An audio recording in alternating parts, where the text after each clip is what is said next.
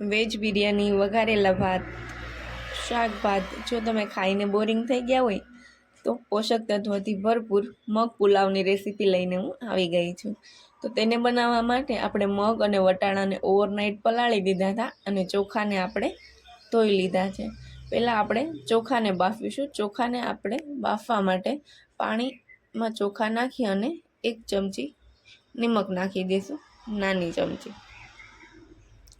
અને આપણે આ 2 સીટીમાં આપણા ભાત છે એ બફાઈને રેડી થઈ જશે।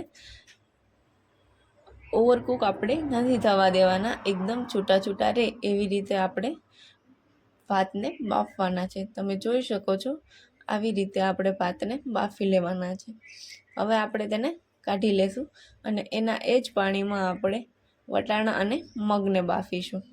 વટાણા અને મગને બાફવા માટે તમારે એક ધ્યાન રાખવાનું છે કે તે ઓવરનાઇટ પલાળેલા હતા એટલે એક જ સીટીમાં બફાઈ જશે। એટલે તમારે ખાસ ધ્યાન રાખવાનું છે। એક સીટી થાય એટલે ગેસ બંધ કરી અને ચેક કરી લેવાનું છે। ઓવરકુક થઈ જશે તો પછી મજા નહીં આવે, તો એ એક બાબતનું ખાસ ધ્યાન રાખજો। પછી આપણે તેનો વઘાર કરીશું। તો તેના વઘાર કરવા માટે આપણે અહીં તેલ ગરમ કરી અને બધા મસાલા નાખીશું। પછી આપણે નાખીશું રાઈ, જીરું, લીમડો નાખી અને આપણે આ બધા વેજીટેબલ્સ કટિંગ કરી લીધા છે। તમે તમારા અકોર્ડિંગ તમારા ઘરમાં જે વેજીટેબલ્સ હોય તે નાખી શકો છો। આપણે અહીં મરચી અને ડુંગળીને પહેલાં નાખી દીધી છે અને તે લાઇટ બ્રાઉન થાય ત્યાં સુધી આપણે તેને થવા દેવાની। આ સ્ટેજ ઉપર આપણે હિંગ, હળદર, આદુની પેસ્ટ, શિમલા મિર્ચ અને ગાજર નાખીશું અને આપણે તેને સરસ રીતે મિક્સ કરી લેશું। હિંગ, હળદર અને આદુની પેસ્ટ છે એ આપણે ડુંગળી લાઇટ બ્રાઉન થઈ જાય પછી નાખવાની, જેનાથી મસાલા બળે નહીં અને આદુ પણ નીચે ના બેઠે અને તેનો ટેસ્ટ સરસ આવે। પછી તેમાં આપણે થોડુંક નિમક નાખી અને 2 મિનિટ માટે તેને ઢાંકી દઈશું, જેનાથી ગાજર છે એ કૂક થઈ જાય। પછી આપણે તેમાં નાખીશું ટમાટર।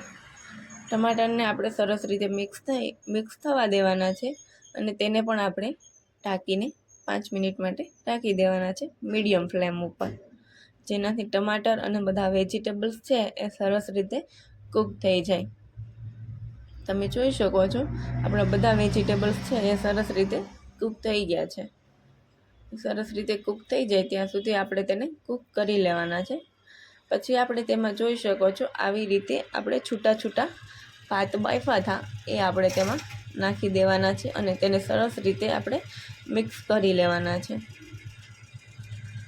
બધા ભાતને સરસ રીતે આપણે અહીં મિક્સ કરી લેશું અને પછી આપણે તેમાં નાખીશું બાફેલા વટાણા અને મગ। તમે જોઈ શકો છો આપણા મગ અને વટાણા છે આ એક જ સીટીમાં ખૂબ સરસ એવા બફાઈ ગયા છે। તો તમારે પણ ખાસ ધ્યાન રાખવાનું, એક સીટીમાં આ વસ્તુ બફાઈ જશે।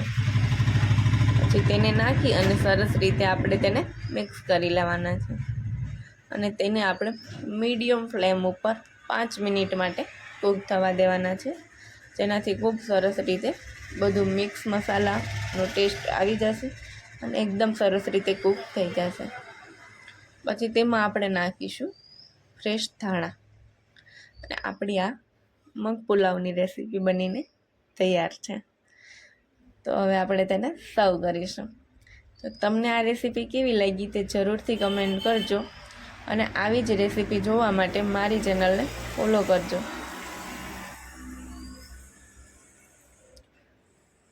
લાઈક અને સબસ્ક્રાઈબ કરવાનું ભૂલશો નહીં।